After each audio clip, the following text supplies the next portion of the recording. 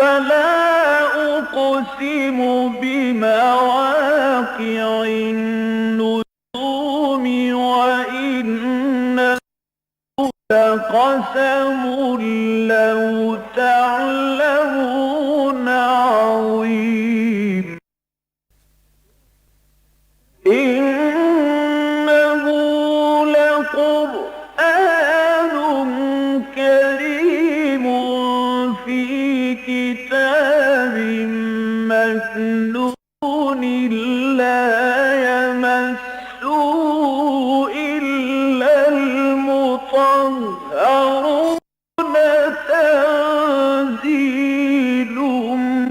من رب العالمين.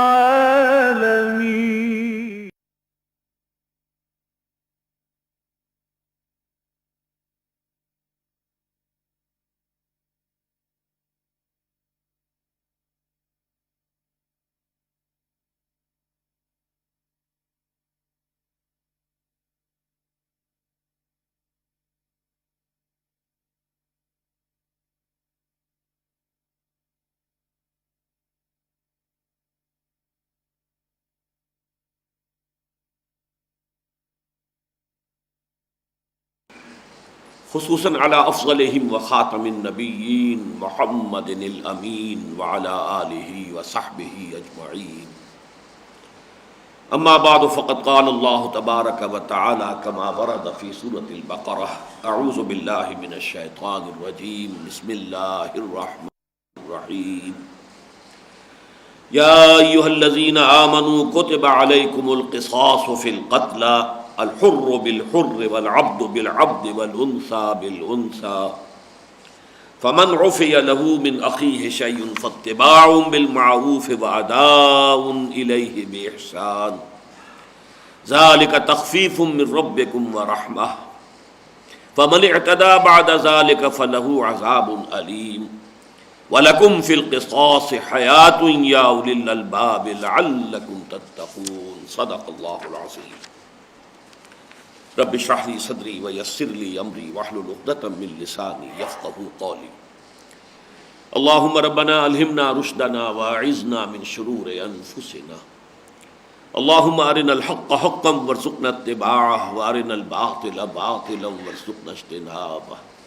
اللهم وفقنا لما تحب وترضى.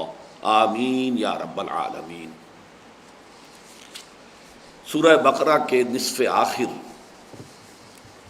یعنی 19ویں رکوع سے لے کر اور اختتام سورہ تک مضامین کی جو ترتیب ہے وہ میں نے کئی مرتبہ آپ کے سامنے بیان کی ہے، لیکن میرا گمان ہے کہ اس کا بار بار مجھے تذکرہ کرنا پڑے گا. ان 22 رکوعوں میں 4 مضامین کی لڑیاں ہیں جو مسلسل چل رہی ہیں، لیکن وہ آپس میں بٹی ہوئی ہیں. جیسے کہ آپ لڑیوں کو بٹ دے کر بل دے کر ایک رسی کی شکل بناتے ہیں، تو ظاہر بات ہے کہ اگر ایک لڑی سرخ ہے، ایک نیلی ہے، ایک پیلی ہے، ایک ہری ہے، تو آپ کو جب بٹی ہوئی رسی کو آپ دیکھیں گے تو کوئی رنگ بھی مسلسل نظر نہیں آئے گا، کٹا پھٹا نظر آئے گا. لال ہے، پیلی ہے، نیلی ہے، ہری ہے، پھر لال، پھر پیلی، پھر نیلی، پھر ہری. اسی طریقے سے بظاہر تو مضامین یہاں آپ کو نظر آئیں گے کہ ان میں کوئی ربط نہیں ہے، ابھی ایک موضوع ہے، پھر دوسرا موضوع ہے، پھر کسی پہلے موضوع کی طرف آ گئے ہیں. تو معاذ اللہ ثم معاذ اللہ کلام جو ہے غیر مربوط نظر آتا ہے. میں نے اس لیے 2 مرتبہ معاذ اللہ کہا کہ اللہ کے کلام کے بارے میں یہ لفظ مناسب نہیں ہے. کسی انسان کا کلام بھی اگر غیر مربوط ہو جائے تو ہمیں پھر اس کے ذہنی توازن کے بارے میں شک ہو جاتا ہے کہ ابھی اس نے ایک جملہ کہا تھا، پھر دوسرا جملہ کہا، ان دونوں جملوں کے مابین کوئی ربط نہیں ہے. تو معلوم ہوتا ہے کہ کہیں کوئی پیچ ڈھیلا ہو گیا ہے. لہذا اللہ کے کلام کے بارے میں یہ گمان جو ہے قطعاً اس کے لیے شایع نشان نہیں ہے کہ اس کا خیال بھی ذہن میں آئے. یہ کلام نہایت مربوط ہے. البتہ ربط کی مختلف شکلیں ہیں، مختلف صورتیں ہیں. تو یہاں جو 4 لڑیاں ہیں ان میں سے 2 لڑیاں ہیں احکام شریعت، اس لیے کہ شریعت محمدی علیہ صاحب صلاۃ والسلام کا جو بلو پرنٹ ہے وہ در حقیقت سورہ بقرہ کے اندر ہی بیان ہوا ہے. مختلف اعتبارات ہیں. ابتدائی احکام سورہ بقرہ میں آئے، پھر بعض احکام کی زیادہ اور اگلی صورتیں سورہ نساء میں آئیں، پھر اس کے بعد تکمیلی صورتیں جو ہیں وہ سورہ مائدہ میں. شریعت کو بھی دو لڑیوں میں تقسیم کیجئے. ان احکام شریعت میں سے ایک احکام ہے عبادات سے متعلق اور دوسرے احکام ہے معاملات سے متعلق. تو ایک لڑی ہے عبادات کی، ایک ہے معاملات کی. اسی طریقے سے ایک ہے جہاد فی سبیل اللہ کا اہم مضمون، جس نے کہ پھر اب ہجرت کے بعد قتال فی سبیل اللہ کی شکل اختیار کر لی ہے. مکی دور میں بھی جہاد تو ہو رہا تھا، فلا تطع الکافرین وجاہدہم بہ جہادا کبیرا، لیکن اب آ کر اس نے قتال کی شکل اختیار کی ہے. تو یہاں دو لڑیاں بن گئی ہیں جہاد فی سبیل اللہ کی، ایک ہے انفاق فی سبیل اللہ، ایک ہے قتال فی سبیل اللہ. یہ چاروں لڑیاں ہیں جو یہاں پر بٹی ہوئی آپ کو ملیں گی. آج جو ہم حصہ پڑھ رہے ہیں، جن کی تلاوت ابھی قاری صاحب کی آواز میں آپ نے سماعت فرمائی ہے، تو اس میں 3 احکام آ رہے ہیں. 2 احکام کا تعلق ہے معاملات سے. ایک انسانی جان کا جو احترام ہونا چاہیے، اس لیے کہ انسانی معاشرے کی جڑ اور بنیاد یہی ہے کہ انسانی جان کا احترام ہو. جس معاشرے میں قتل کی رواج جو ہے، قتل کی وبا پھیل جائے اور اسے ہلکا سا فعل سمجھا جائے، گویا کہ اس میں تو اس معاشرے کی تمدن کی جڑ کٹ گئی. اور دوسرا معاملہ احترام مال کے بارے میں بھی صحیح طریقہ ہونا چاہیے. جان اور مال، جان اور مال، جان اور مال، یہی 2 چیزیں اہم ترین ہیں انسانی تمدن کے اعتبار سے. تو ایک حکم آیا ہے قتل کے معاملات کے اندر، قاتل کے ساتھ کیا معاملہ کیا جانا چاہیے. دوسرا حکم آیا ہے وصیت کے بارے میں کہ اگر کوئی شخص انتقال کر رہا ہو اور اپنے پیچھے کچھ مال چھوڑ کر جا رہا ہو تو اس کے بارے میں اسے وصیت کرنی چاہیے. اس کے بعد جو ہے 2 عبادات کا تذکرہ آئے گا. چنانچہ 23واں رکوع پورا کا پورا جو ہے احکام صوم پر مشتمل ہے، احکام و حکمت صوم. اس کے بعد پھر 24ویں رکوع میں بات شروع ہو جائے گی اور 2 رکوعوں تک چلے گی، اور وہ ہوں گی احکام حج، مناسک حج. اور ان دونوں کے مابین سینڈوچڈ ہے حکم قتال. اور یہ کیوں ایسا ہوا کہ اس حکم قتال کو احکام صوم اور احکام حج کے درمیان لایا گیا؟ یہ پھر جب ہم اس مقام پر پہنچیں گے تو اس کی جو حکمت ہے وہ میں اس وقت بیان کروں گا. تو اس وقت صرف تمہیداً یہ ذہن میں رکھیے کہ آج ہم 3 احکام کا مطالعہ کریں گے. پہلا حکم ہے قتل سے متعلق، دوسرا حکم ہے وصیت سے متعلق، تیسرا حکم ہے روزے کے ضمن میں ابتدائی حکم. یا ایھا الذین آمنوا، اہل ایمان، کتب علیکم القصاص فی القتلی، اے ایمان والو تم پر فرض کر دیا گیا، واجب کر دیا گیا قصاص کا معاملہ. قتلہ جو ہے اس میں اتفاق ہے کہ یہ قتیل کی جمع ہے. فعیل کے وزن پر جو صفت المشبہ آتی ہے وہ فاعل بھی ہو سکتی ہے اور مفعول سے بھی ہو سکتی ہے، لیکن یہاں یہ مفعول کے معنی میں ہے، مقتول کے معنی میں قتیل، اور اس کی جمع ہے قتلہ. تو جو بھی کوئی قتل ہو جائیں تمہارے ہاں، ان کے ضمن میں اللہ نے تم پر واجب کر دیا ہے، فرض کر دیا ہے قصاص کے معاملے کو. قصاص پر ابھی مجھے گفتگو کرنی ہوگی، لیکن سب سے پہلے میں چاہتا ہوں کہ یہ کتب علیکم کے الفاظ کو آپ نوٹ کر لیں، اس لیے کہ یہاں تینوں حکم اسی لفظ سے آ رہے ہیں. کتب علیکم القصاص، آگے چل کر آیا کتب علیکم اذا حضر احدکم الموت ان ترک خیرا الوصیہ، پھر آگے آیا کتب علیکم الصیام. تو یہ اصل میں اصطلاح ہے. قرآن مجید میں کسی چیز کو واجب یا فرض قرار دینے کے لیے یہ اصطلاح استعمال ہوتی ہے. اور اس کے حوالے سے اصل میں جو چاہتا ہوں کہ بحقیقت آپ ذہن نشین کر لیں وہ یہ ہے کہ کتاب کا لفظ بحیثیت مجموعی جب قرآن میں آتا ہے تو وہ احکام شریعت کے لیے آتا ہے. ویسے تو کتاب قرآن پوری ایک کتاب ہے، اللہ کی کتاب ہے، اس میں احکام شریعت بھی ہے، اس میں حکمتیں بھی بیان ہوئی ہیں، اس میں انبیاء اور رسول کے قصص اور حالات و واقعات بھی ہیں، اس میں ایمانیات سے بحث بھی ہے. لیکن جب آپ ان کو مختلف حصوں میں تقسیم کریں گے تو پھر لفظ کتاب جو ہے اس کا اطلاق ہوگا احکام شریعت پر. اور کوتبہ لکھ دیا گیا یعنی واجب کر دیا گیا، فرض کر دیا گیا. جیسے کہ استعارہ ہے، لکھ دینا کا مطلب طے ہو گیا، اب اس کے بارے میں کوئی جھگڑا نہیں ہوگا، اب اس کے بارے میں کوئی اختلاف کی گنجائش نہیں ہے، طے شد، ایک بات طے ہو گئی اور لکھ دی گئی. اور علیکم یہ گویا کہ تمہارے اوپر، تم پر ایک ذمہ داری کی حیثیت سے اب اس کا بوجھ ڈال دیا گیا ہے، کتب علیکم. اسی لیے نماز جو ہے ہماری جو فرض نمازیں ہیں اس کے لیے بھی لفظ کتابم موقوتا آیا ہے، ان الصلاۃ کانت علی المؤمنین کتابم موقوتا۔ ایک جگہ آیا ہے حتیٰ یبلغ الکتاب اجلہ، یعنی یہ کہ اگر عدت میں ہے کوئی خاتون تو اب اس دوران میں جو ہے کوئی ایسا نہیں ہونا چاہیے کہ کوئی رشتہ جو ہے اسی دوران میں کر لیا جائے۔ یہ تو ہو سکتا ہے کہ تمہارے ذہن میں خیال ہو کہ فلاں خاتون کی عدت ختم ہوگی تو پھر میں نکاح کا پیغام بھیج دوں گا، اور کہیں اشارے کنائے میں کوئی بات کہہ بھی دی جائے تو اس میں بھی حرج نہیں ہے، لیکن یہ کہ ولا تعزموا عقدۃ النکاح حتیٰ یبلغ الکتاب اجلہ، نکاح کی گرہ باندھی نہیں جا سکتی جب تک کہ کتاب اپنی پوری مدت پوری نہ کر لے۔ اب کتاب سے مراد قانون عدت جب تک کہ مکمل نہ ہو جائے اس وقت تک جو ہے وہ نکاح ثانی اس بیوہ کا یا مطلقہ خاتون کا نہیں ہو سکتا۔ تو اس لیے میں نے عرض کیا ہے کہ یہ چونکہ قرآن مجید کی اہم ترین آیات میں سے وہ آیات بھی ہیں جن میں نبی اکرم صلی اللہ علیہ وسلم کے جو فرائض چہارگانہ بیان ہوئے اور 4 جگہ آئے ہیں قرآن مجید میں۔ حضرت ابراہیم حضرت اسماعیل کی دعا میں ربنا وابعث فیہم رسولا منہم یتلو علیہم آیاتک ویعلمہم الکتاب والحکمۃ ویزکیہم، پھر اس دعا کی قبولیت کا اعلان ہوا ہے 18ویں رکوع میں، کما ارسلنا فیکم رسولا منکم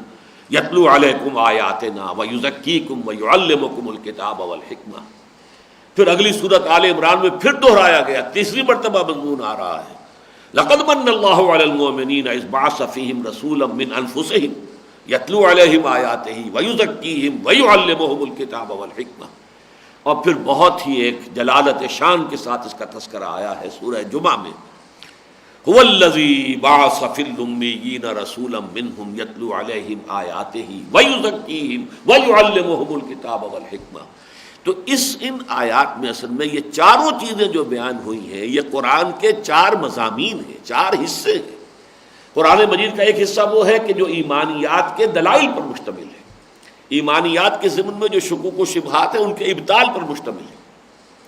پھر قرآن مجید کا ایک حصہ احکام شریعت پر مشتمل ہے، قرآن مجید کا کچھ حصہ جو ہے تزکیہ نفس کے مضامین پر مشتمل ہے، اور قرآن مجید کا کچھ حصہ جو ہے وہ حکمت پر مبنی ہے۔ تو یہ چاروں چیزیں کوئی علیحدہ علیحدہ نہیں ہے، بلکہ چاروں چیزیں در حقیقت قرآن مجید ہی کے 4 مضامین کی طرف اشارہ کر رہی ہیں۔ تو کتاب جو ہے یعلمہم الکتاب والحکمہ، تو احکام والحکمہ، یعلمہم الاحکام والحکمہ، وہ انہیں تعلیم دیتا ہے احکام کی بھی، اور احکام کی تعلیم کے ساتھ ہی حکمت، اس لیے کہ قرآن کا دیا ہوا کوئی حکم جو ہے وہ حکمت سے خالی نہیں ہے۔ ویسے بھی ایک مقولہ ہے فعل الحکیم لا یخلو عن الحکمہ، کوئی حکیم ہستی ہو تو اس کا کوئی فعل بھی حکمت سے خالی نہیں ہوتا، کوئی بھی اس کی حرکت ہو تو آپ دیکھیں گے اس کے پیچھے کوئی پرپس ہے، کوئی مقصد ہے، کوئی غایت ہے، ایسے ہی الٹپ کوئی کام نہیں کر رہا ہے۔ کوئی الٹپ کام کر رہا ہو تو پھر اس کے دماغی توازن کے بارے میں شبہ ہو جائے گا، لیکن کوئی حکیم انسان ہو، ویل کمپوزڈ پرسنالٹی ہو، جس کی کہ ذہنی، فکری، جذباتی یہ مختلف جو پہلو ہیں وہ مربوط ہیں آپس میں، کمپوزڈ ہیں، تو ظاہر بات ہے کہ وہ شخص جو ہے اس کے ہر فعل میں ایک حکمت ہوگی، ایک مقصد مضمر ہوگا۔ تو اللہ تعالیٰ کا ہر حکم جو ہے حکمت پر مبنی ہے، لہذا احکام والحکمہ وَيُعَلِّمُهُمُ الْكِتَابَ وَالْحِکْمَةَ، گویا کہ اس کا مفہوم ہم لیں گے وَيُعَلِّمُهُمُ الْأَحْکَامَ وَالْحِکْمَةَ۔ كُتِبَ عَلَيْكُمُ الْقِصَاصُ فِي الْقَتْلَى۔ اب یہ قصاص کے لفظ کے بارے میں خاصی مجھے محنت کرنی پڑی ہے،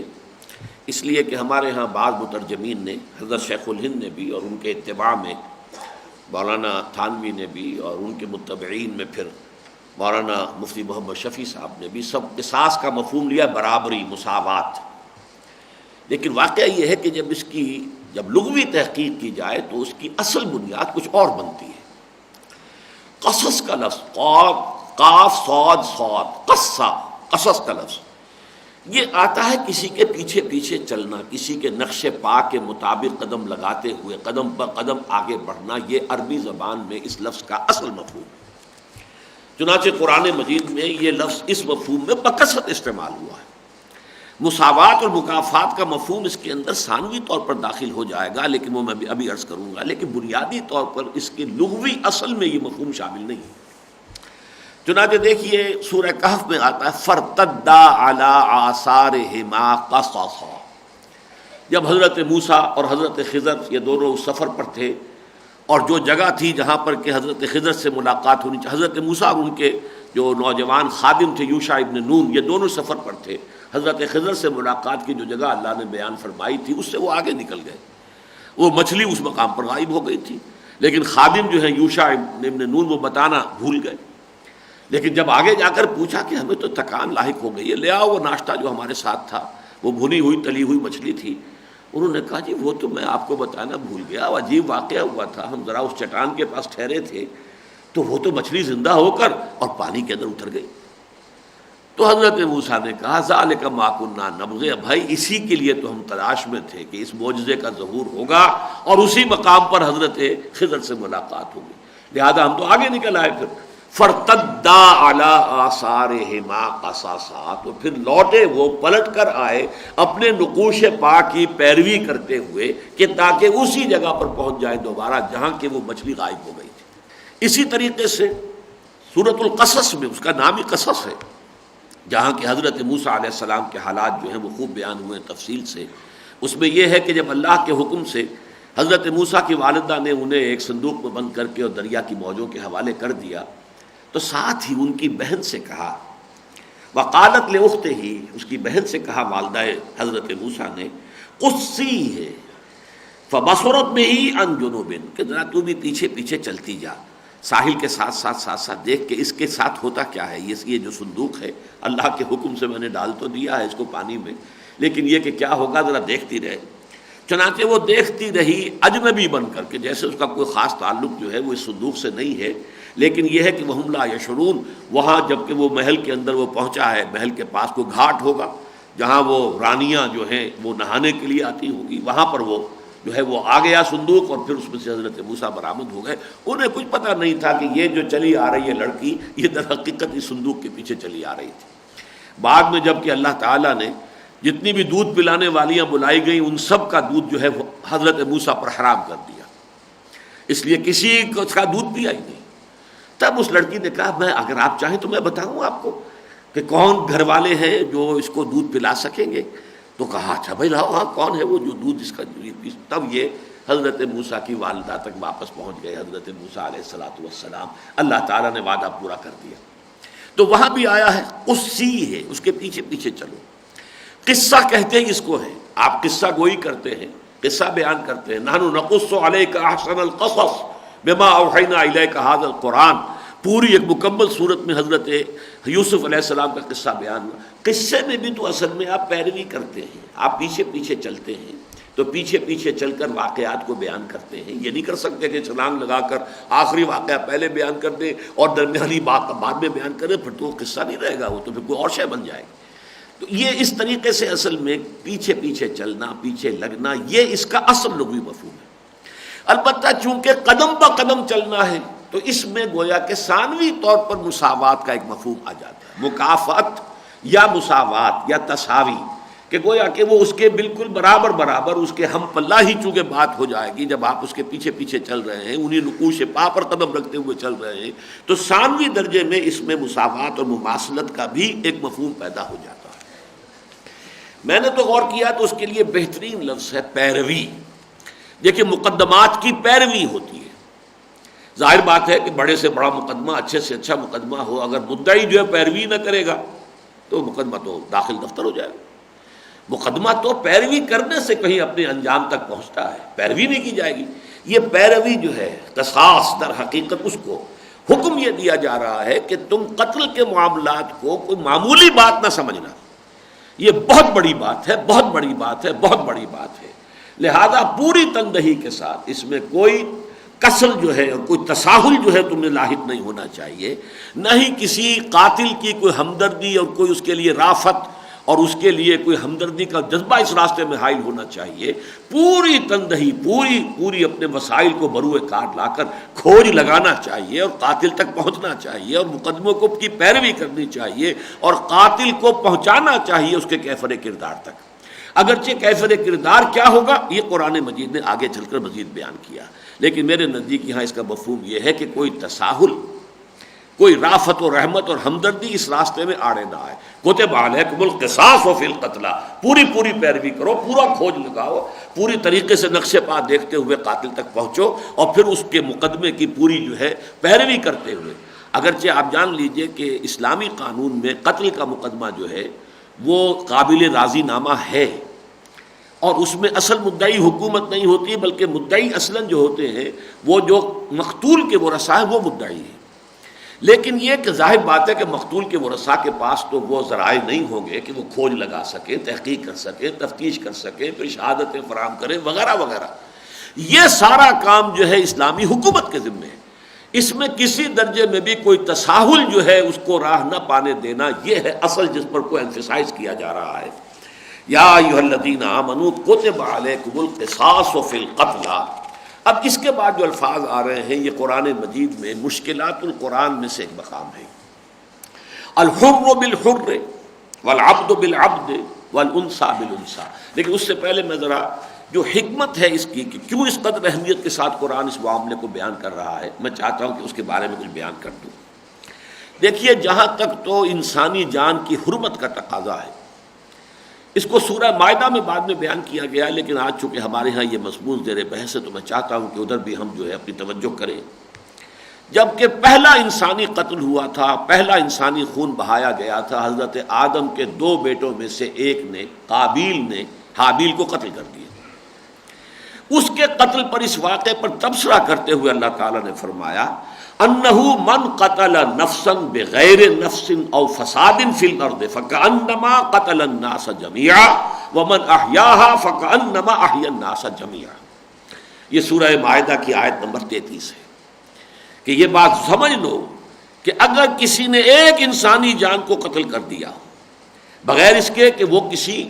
قاتل کو قتل کیا جا رہا ہو قتل کی سزا کے طور پر قصاص میں، یا یہ کہ کوئی فساد ہے اس کے اندر جو ہے قتل کر دیا گیا ہے، فساد فی الارض. لیکن اگر یہ 2 اسباب نہیں ہیں تو پھر اگر کسی نے بغیر کسی سبب کے جو ہے کسی جان لے لی کسی انسان کی، تو ایسے ہے جیسے کہ اس نے تمام انسانوں کو قتل کر دیا، اور جس نے اسے زندہ رکھا اور بچا لیا اس نے گویا کہ پوری نوع انسانی کو بچا لیا. یہ وہ بات تھی جو میں نے شروع میں کہی تھی کہ اصل میں احترام جان جو ہے یہ انسانی تمدن کی جڑ ہے، بنیاد ہے. جو کہتے ہیں انسان کو کہ گریگوریس اینیمل ہے، یہ مل جل کر متمدن حیوان ہے، مل جل کر رہتا ہے، شہروں میں رہتا ہے، دیہات میں رہتا ہے، گاؤں میں رہتا ہے، قصبات میں رہتا ہے. تو در حقیقت اس تمدن کی بنیاد یہی احترام نفس ہے، جان کا احترام. جہاں یہ امان اٹھ جائے اور جان لینا انسان کا جو ہے وہ ایک چھوٹا سا اور ہلکا سا مشغلہ بن جائے تو ظاہر ہوا کہ تمدن کی جڑ کٹ گئی. اس تمدن کے جڑ کٹنے کو تعبیر کیا فَكَأَنَّمَا قَتَلَ النَّاسَ جَمِيعًا. اور جس کسی نے بھی اس کو بچایا ہے تو اس نے گویا کہ پوری نوع انسانی کو بچایا. اسی طریقے سے تورات کے بارے میں قرآن مجید کہتا ہے، چنانچہ آپ کو معلوم ہے سورہ مائدہ کے 7ویں رکوع میں پہلے ذکر آیا ہے اِنَّا أَنزَلْنَا التَّوْرَاةَ فِيهَا هُدًى وَنُورٌ. ہم نے ہی تورات نازل فرمائی تھی، اس میں ہدایت بھی تھی اور نور بھی تھا. اس سے آگے چل کر اگلی آیت میں، یہ تو 44ویں آیت لمبی ہے بہت، میں اس پوری کو بیان نہیں کر رہا، اس کا پہلا ٹکڑا میں نے سنایا آپ کو، اِنَّا أَنزَلْنَا التَّوْرَاةَ فِيهَا هُدًى وَنُورٌ. پھر 45ویں آیت جو آئی ہے وَكَتَبْنَا عَلَيْهِمْ فِيهَا أَنَّ النَّفْسَ بِالنَّفْسِ وَالْعَيْنَ بِالْعَيْنِ وَالْأَنْفَ بِالْأَنْفِ وَالْأُذُنَ بِالْأُذُنِ وَالسِّنَّ بِالسِّنِّ وَالْجُرُوحَ قِصَاصٌ فَمَن تَصَدَّقَ بِهِ فَهُوَ كَفَّارَةٌ لَهُ وَمَن لَّمْ يَحْكُم بِمَا أَنزَلَ اللَّهُ فَأُولَٰئِكَ هُمُ الظَّالِمُونَ. ہم نے واجب کر دیا تھا ان پر، یعنی بنی اسرائیل پر، اس کتاب میں، تورات میں، کہ دیکھو جان کے بدلے جان لی جائے گی، آنکھ کے بدلے آنکھ نکالی جائے گی، کسی نے کسی کی ناک کاٹ دیا تو اس کی بھی ناک کاٹی جائے گی، کسی نے کسی کا کان کاٹ دیا تو اس کے بدلے میں اس کا کان کاٹا جائے گا، کسی نے کسی کا ایک یا کئی دانت توڑ دیے تو اس کے جواب میں اس کا ایک یا کئی دانت توڑے جائیں گے، اور کسی نے کسی کو کوئی زخم لگایا تو ویسا ہی زخم اسے لگایا جائے گا. والجروح قصاص فمن تصدق به فهو كفارۃ اللہ. تو جس کسی نے بھی صدقہ کر دیا، معاف کر دیا کہ ٹھیک ہے اس نے تو میرا دانت توڑ دیا، اس بے وقوف نے جذبات میں آ کے، میں بدلہ نہیں لیتا، میں اسے معاف کرتا ہوں، تو یہ صدقہ ہے. حالانکہ وہ اس کا مستحق تھا کہ وہ چاہتا تو اس کا جواباً اس کا دانت توڑتا، لیکن یہ کہ اس نے اگر صدقہ کر دیا فکفارۃ اللہ، تو صدقہ کرنے والے کے گناہوں کا کفارہ بن جائے گا، اللہ تعالیٰ جو ہے اس کی غلطیوں اور گناہوں کو معاف کر دے گا۔ فمن تصدق به فهو کفارۃ اللہ ومن لم يحكم بما انزل الله فاولئک هم الظالمون، اور جان لو کہ جو اللہ کی اتاری ہوئی شریعت کے مطابق فیصلے نہیں کرتے پھر وہی ظالم۔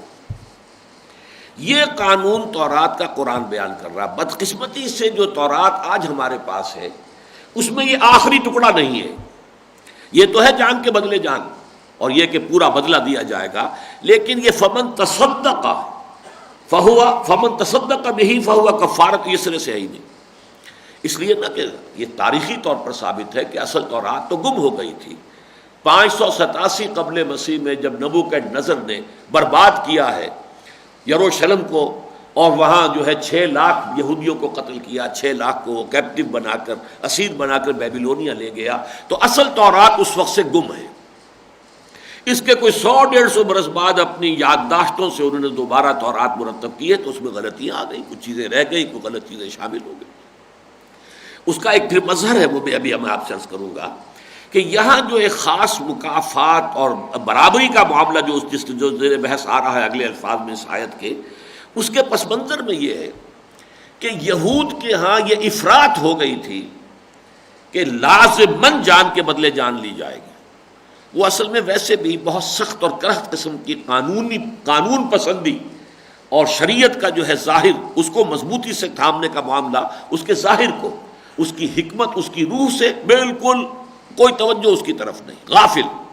لیکن یہ کہ ظاہر الفاظ کو جو ہے پکڑ کر بیٹھ جانا، یہ ان کا ایک مزاج بن گیا تھا۔ ان کے ہاں یہ عفو کا یا یہ کہ دیت کا یا معاف کر دینے کا کوئی تصور نہیں رہا، بلکہ قتل کے بدلے قتل، ایک ہی شکل رہ گئی تھی۔ حالانکہ میں نے جیسا کہ اسی لیے آپ کو سنائی آیت سورہ مائدہ کی، قرآن کی گواہی یہ ہے کہ تورات میں بھی یہ موجود تھا کہ فمن تصدق به فهو خیر کفارۃ اللہ، لیکن یہ کہ بہرحال ان کے مزاج کی وجہ سے، جیسے مزاج ہوتا ہے ویسے اس کے مطابق پھر چیزیں مرتب ہوتی چلی جاتی ہیں، وہ حصہ ان کے ہاں سے غائب ہو گیا۔ اب اس کے بالکل برعکس کیفیت ہو گئی نصارہ کے ہاں، عیسائیوں کے ہاں۔ چونکہ حضرت مسیح علیہ السلام نے آ کر دین کی روح کو زیادہ نمایاں کیا، اور یہودی علماء پر تنقیدیں یہ کی کہ تم دین کی جو ہے وہ خالی خولی شریعت جو ہے اس کے ظاہر کو لے کر بیٹھے ہوئے ہو، یہ بالکل ایسے ہے کہ جیسے قبر کے اندر جو ہے وہ گلی سڑی ہڈیوں کے سوا کچھ بھی نہیں ہے، تم نے اوپر جو ہے بڑے پردے اچھے جو ہیں چادریں ڈالی ہوئی، اندر کیا گلی سڑی ہڈیاں ہیں، تو تم تو در حقیقت مچھر چھانتے ہو اور سموچے اونٹ نکل جاتے ہو۔ روح جو ہے دین کی وہ تمہارے سامنے نہیں ہے، بلکہ تمہارے سامنے اس کا ظاہر ہے صرف۔ اب ان کے ہاں جو ہے، اور جیسا کہ قرآن مجید کی گواہی ہے سورہ حدید میں، وَجَعَلْنَا فِي قُلُوبِ الَّذِينَ اتَّبَعُوهُ رَأْفَةً وَرَحْمَةً، کہ جو حضرت مسیح علیہ السلام کے پیروکار ہوئے، اللہ تعالیٰ فرماتے ہیں کہ ہم نے ان کے دلوں میں رافت اور رحمت اور نرمی اور ہمدردی، یہ جذبات زیادہ پیدا کر دیے۔ وہ جو کٹھور دل ہو گئے تھے جو یہود، ثم قست قلوبکم فہی کالحجارۃ او اشد قسوۃ، کہ پھر تمہارے دل سخت ہوتے چلے گئے تو وہ پتھروں کے مانند بلکہ ان سے بھی زیادہ سخت ہو گئے۔ تو اس کے جواب میں رد عمل میں یہاں معاملہ یہ ہو گیا، دوسری انتہا کو نکل گیا، تفرید، معافی۔ اس معافی کے اثرات آج آپ مغربی تہذیب میں دیکھ رہے ہیں، اسی اصل میں اس تعلیم کے پیش نظر کہ کیپٹل پنشمنٹ ہی کو وہ ختم کرنا چاہتے ہیں، جان کے بدلے جان بھی نہیں لینے کا سوال پیدا ہوتا۔ بہت کم ممالک میں کہیں رہ گیا ہے، اکثر و بیشتر جو کیپٹل پنشمنٹ جو ہے وہ ختم کر رہے ہیں، حالانکہ اس کی بڑی حکمت ہے، اس کی بڑی ضرورت ہے، قرآن مجید اس کو آگے چل کر بیان کرے گا، لیکن یہ کہ دوسری انتہا پر یہ نکل گئے۔ حضرت مسیح کا وہ مشہور واقعہ ہے، انجیل میں ہے، ایک عورت زنا کی مرتکب ہوئی، ثبوت بھی ہو گیا، اب اسے لوگ جو ہے لے کے جا رہے تھے رجم کرنے کے لیے، تو وہ جو ہے آگے آگے دوڑ رہی تھی، بھاگ رہی تھی، جانا چاہتی تھی، اور پورا موب اسے جو ہے چیز کر رہا تھا کہ اس کو پکڑ کر کسی درخت سے باندھے اور پھر اس کے اوپر پتھراؤ کرے۔ حضرت مسیح کا گزر ہو گیا، پوچھا کیا معاملہ، بتایا گیا یہ ہے کہ زنا کا ارتکاب کیا ہے، اب یہ رجم کرنا ہے۔ حضرت مسیح نے کہا ٹھیک ہے، قانون یہی ہے، لیکن دیکھو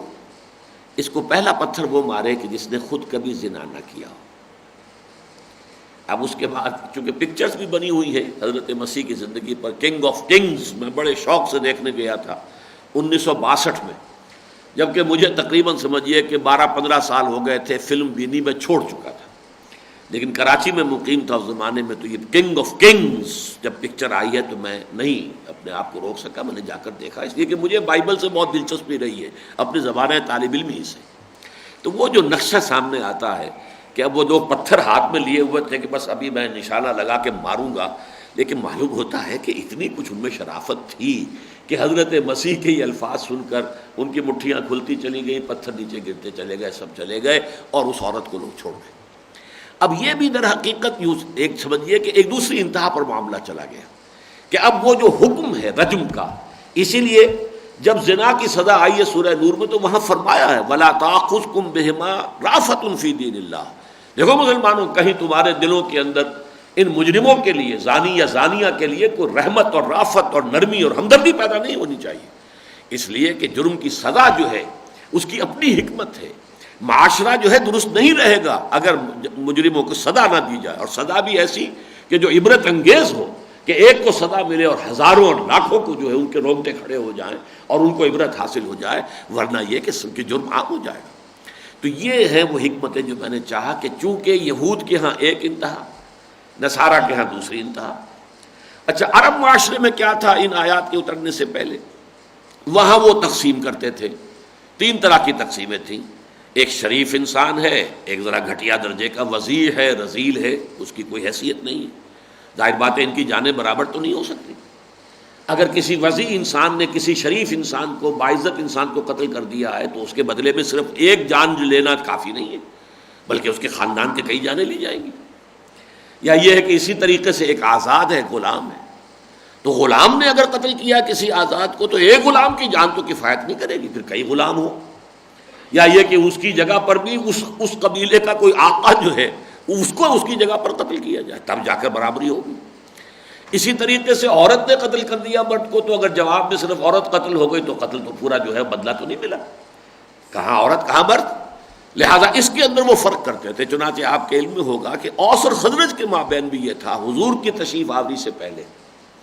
کہ چونکہ یہ دو بڑے قبیلے تھے کہ جو مدینے میں آباد تھے، خزرج زیادہ بڑا تھا، اوس چھوٹا تھا۔ یہی وجہ ہے کہ جب آپ نے حضور نے صلی اللہ علیہ وسلم بیعت عقبہ ثانیہ کے بعد 12 نقباء مقرر کیے انصار مدینہ کے لیے، تو 9 ان میں سے تھے خزرج سے اور صرف 3 تھے اوس میں سے۔ وہی 1 اور 3 کی نسبت جو ہے وہ وہاں ان کے قتل کے مقدمات میں بھی تھی کہ اگر کوئی خزرجی کسی اوسی کو قتل کرے گا تو جتنی دیت دینی پڑے گی، اگر اوسی خزرجی کو قتل کرے گا تو اس سے 3 گنا دیت دینی پڑے گی، اس لیے کہ اوسی کی جان کی قیمت جو ہے گویا کہ خزرجی کسی شخص کی جان کی قیمت کے 1/3 ہے۔ یہ پس منظر تھا کہ جس میں یہ آیات نازل ہو رہی ہیں اور جن میں ایک برابری کا تصور دیا جا رہا ہے۔ فرمایا الحر بالحر والعبد بالعبد والانثى بالانثى۔ اب یہاں ترجمے 2 طریقے سے کیے گئے ہیں۔ ایک طریقہ تو جیسے کہ میں نے پہلے بھی کبھی ذکر کیا ہے، اور میری کتاب جو ہے دعوت رجوع القرآن، اس میں میں نے اپنے 4 سورسز قرآن مجید کی جو بھی میں نے علم حاصل کیا ہے اس میں، اس کے بعد اپنا غور تدبر تفکر بھی ہے، لیکن بنیادی 4 سورسز ہیں۔ ان میں سے مثلا ایک سورس ہے ابوین، جنہیں میں کہتا ہوں ابو الکلام ابو العلا، یہ دونوں کے نام ابو سے ہیں تو ابوین میں نے کہا ہے۔ 2 شیخین ہیں، شیخ الہند مولانا محمود حسن اور شیخ الاسلام مولانا شبیر احمد عثمانی، یہ میرے سامنے اس وقت بھی انہی کا قرآن ہے۔ ترجمہ شیخ الہند کا ہے، حواشی اس میں پہلے 5 پارے کے حضرت شیخ الہندی کے ہیں، لیکن اس کے بعد جو بقیہ حواشی ہیں ان کی تکمیل کی ہے شیخ الاسلام شبیر احمد عثمانی نے۔ 2 دکترین ہیں، ڈاکٹر اقبال اور ڈاکٹر رفیع الدین، اور یہ اسی طریقے 2 ہی عین ہیں، مولانا فراہی اور مولانا اصلاحی۔ اب میں نے یہ دیکھا ہے آج، کیونکہ اس آیت پر اس درجے میں نے زیادہ تحقیق جو ہے کرنے کی کوشش کبھی پہلے نہیں کی، لیکن آج میں نے تحقیق کی تو میرے 2 ابوین کی رائے تو ایک ہے، باقی سب کی رائے مختلف ہے۔ یعنی اس آیت کا ترجمہ مولانا ابو الکلام آزاد نے اور مولانا سید ابو العلا مودودی نے کیا ہے الحر بالحر، آزاد کی جگہ آزاد ہی قتل ہوگا، یعنی اگر آزاد آدمی نے قتل کیا ہے تو جو مقتول ہے چاہے آزاد ہو چاہے غلام ہو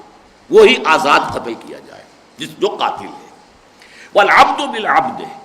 اور اگر قاتل جو ہے وہ بندہ ہے، غلام ہے، تو غلام ہی قتل کیا جائے گا۔ یہ نہیں کہا جائے گا کہ اس نے تو چونکہ قتل کیا ہے آزاد انسان کو لہذا یا تو 2 غلام ہو یا یہ کہ کوئی اور شکل کمپنسیشن کی جائے، نہیں، یہ جان کے اعتبار سے یہ برابر ہے۔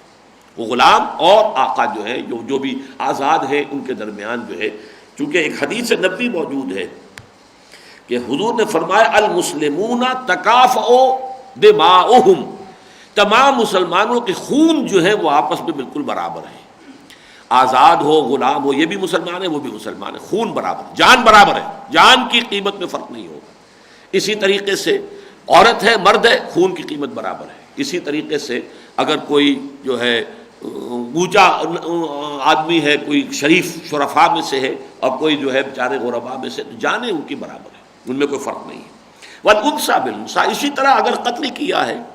کسی عورت نے تو پھر وہ عورت ہی قتل ہوگی قصاص میں۔ اگر جو بھی مقتول ہے اس کے ورثاء جو ہے معاف نہیں کرتے، معاف کر دیں گے تو ٹھیک ہے، خون بہا لے لیں تو ٹھیک ہے، اگر وہ اس پر اصرار کرتے کہ نہیں جان کا بدلہ جان ہی ہمیں چاہیے تو وہ عورت ہی قتل ہوگی۔ یہ انداز اختیار کیا ہے ان آیات کے ترجمے کا کہ آزاد کی جگہ آزاد، غلام کی جگہ غلام،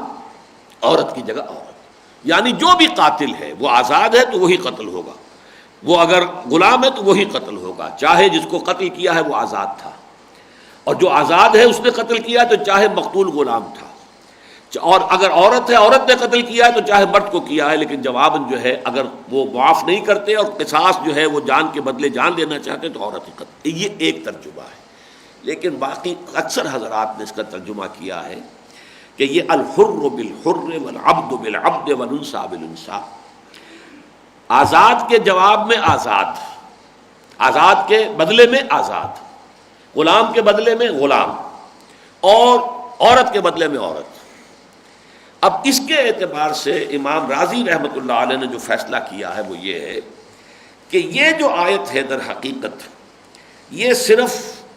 حوالہ دے رہی ہے ان الاکتفاء بالقصاص مشروع بین الحرین والعبدین والذکرین والانثیین، کہ یہ برابری جو آیت بیان کر رہی ہے یہ صرف 4 صورتوں میں ہے۔ اگر آزاد نے آزاد کو قتل کیا، غلام نے غلام کو قتل کیا، مرد نے مرد کو قتل کیا، عورت نے عورت کو قتل کیا، تو یہ گویا کہ اس میں بالکل برابری ہو جائے گی۔ یہ آیت اس برابری کی طرف اشارہ کر رہی ہے۔ باقی رہ گیا کہ اگر اختلاف جنس ہے، فاما عند الاختلاف الجنس، عند اختلاف الجنس فالاکتفاء بالقصاص غیر مشروع فی، تو اب اس میں برابری کا ذکر اس آیت میں موجود نہیں ہے، یہ اب ایک قیاس کا مسئلہ ہوگا، اس پہ اجتہاد کا مسئلہ ہوگا، اس میں فقہاء کی رائے جو ہے اور مجتہدین جو ہے وہ اپنے قیاس کے گھوڑے دوڑائیں گے۔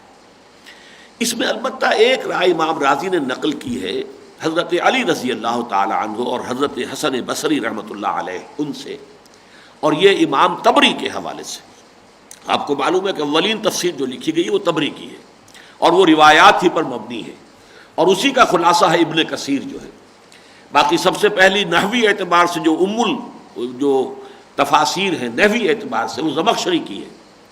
اسی طریقے سے عقلی اعتبار سے منطقی اعتبار سے التفاسیر جو ہے امام راضی کی شمار ہوتی ہے۔ یہ 3 امہات ہیں، 3 مختلف اعتبارات سے جتنی بھی باقی تفسیریں بعد میں نکلی ہیں وہ در حقیقت یوں سمجھیے کہ ان کے لیے جڑ بنیاد یہ 3 تفسیریں ہیں،